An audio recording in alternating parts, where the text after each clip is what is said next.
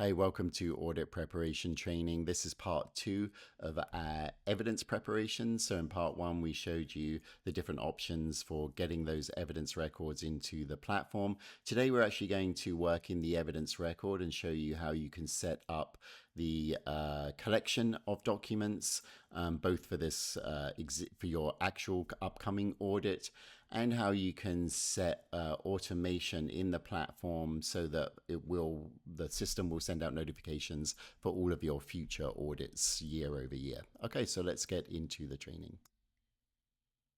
Okay, so here we are back in our compliance management module in the evidence section, and hopefully this list of evidence has been bulk imported into your platform, in which case we've already established all of the different criteria for automation, which includes the evidence start date and end date, the period that we're going to be collecting the evidence in, the launch date of the notification. This date shows when the actual email or notification will go out to the evidence owner to provide the documentation. And the automation comes from what we call the request frequency. So I'm just going to add that here.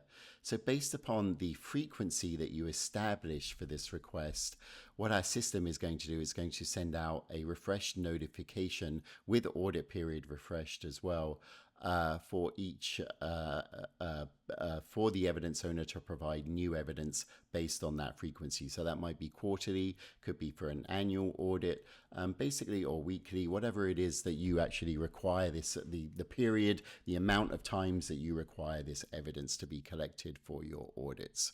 So we're going to show you actually how to set that up manually in today's training. So what we're going to do is we're just going to add a new evidence item here. So you can come to the action menu at the top and just click add new, and that gives us a clean evidence record. And we're just going to take something from our IRL and plug it into the system. So what we're going to look for, we're going to do the org chart today. So I'm just going to, and so what we'll do is we'll copy that description into here.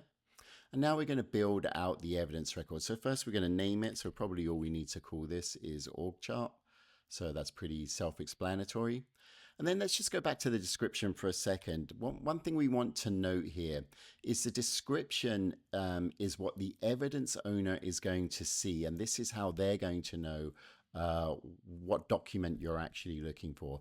So if you have the precise name of the document, that's obviously going to help the evidence owner. But a couple of things that you might want to bear in mind. The document needs to have been created within the evidence period, the audit period. So you might need to just explain that and just confirm that. So I'm going to add that information here right now. So this is just a canned sentence that I often use just to notify and indicate to the evidence owner that they need to look at the evidence start dates and end dates, and they'll be able to see that in their document request notification, and make sure that they're giving you the correct document, the latest version of the document for your audit. The other thing that you might want to do is a great little part of the C1 Risk platform is evidence owners are actually able to see previous evidence that they've uploaded, so they can make sure that it matches. So we can also add just a quick note in the description if you want, just to remind them that they can do that. So again, here's a little canned phrase that I often use. Please note you can review prior documentation in the attributes section, previous DR. And again, they're going to see that when they come into the document request. Okay, so once we've done that, what we want to do then is we want to actually then correctly set up our evidence record. So it's within the evidence period that we're being audited for. So again, this is the period that the evidence needs to come from. So this is the period that the auditor is looking at, not the actual audit itself. So that start date might be, we're June 17th today. So maybe we're going back a year to maybe it's July 1, 2025 to June 1, 2026. And so now we've got that audit period that could take place over a year. For that, if that's for like a SOC 2 or an ISO 27001. And then the next thing we want to do is to set the launch date for this evidence record. So when do we want this to actually go out to the evidence owner? So let's say our audit is going to start in August. We probably want to have everything collected by say the middle of July at the very latest. So what we want to do is maybe set a launch date for today. And then, of course, we give no more than 30 days for the evidence owner to provide this. And we typically recommend that you give them a little bit less so they don't forget about this. They will get reminders every week to upload the evidence until they upload it. But so what we could do is say here is maybe provide them with 14 days. That's 14 calendar days, not 14 business days, just so you know. And now we've got the evidence period correctly set up. We've got the launch date, so we know when our notification is going out. And that document request will launch on midnight UTC of the day that you select here in this screen here. So we can leave this as manual because we're going to send this to an evidence owner. Automated would be if we were doing some kind of integration and putting the document directly from a system, but we're not doing that in this case. And then all we want to do is just assign this to the person who's going to provide the evidence. Note you can add multiple people here. So we can actually send this to a few people, and as long as one of them uploads it, if they're an additional contact, they will be able to upload this as well. And once it's been uploaded, that will complete the cycle. And then last thing we want to do is you probably want to assign yourself as an approver.